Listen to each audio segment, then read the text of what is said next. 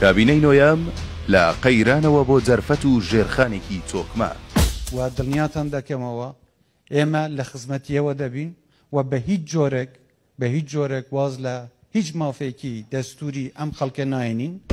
لە خۆڕانە گوتراوە لە قەیرانەوە بۆ دەرفەت چونکە بەسەر ئەو دۆخە ئابووری و سیاسیەی هەرێمی کوردستان لە ماوەی ساڵانی ڕابردوودا پێیدا تێپەڕی کابینەی نۆیەمی حکوومەتەکەی بە سەرۆکایەتی سەرۆکوەزیران مەسرور بارزانی توانی قەیرانەکان بکاتە دەرفەتێک بۆ ئاوەدانی زیاتری کوردستان و خزمەتی زۆرتر بە هاوڵاتیان. لێرەشدا بە کورتی ئاوڕێک لەو خزمەتانە دەدەینەوە. 1990 پرۆژە بۆ ڕێگاوبان بە تێژوی 4.3 تریلیۆن دینار، 596 پرۆژەی وەبەرهێنان بە گوژمەی 24.6 میلیارد دۆلار، 9 بەنداوی گەورە بە گوژمەی 265.7 میلیارد دینار، پرۆژەی ڕووناکی کە نزیکەی 4 میلیۆن هاوڵاتی لی بەشدارن، دابینکردنی ئاوی خێرا بە نزیکەی 90 میلیارد دینار تێچوو، دروستکردنی سایلۆکان لە شارەکانی هەرێم بە گوژمەی 84 میلیارد دینار، بۆندەکان، چارەسەرکردنی گرفتی ئاوەڕۆ و پشتێنەی سەوزایی و پارکەکان و دەیان خزمەتگوزاری دیکە بەشێک بوون لە کۆی و خزمەتانەی کە کابینەی نۆیەم پێشکەشی کوردستان و هاوڵاتیانی کردووە.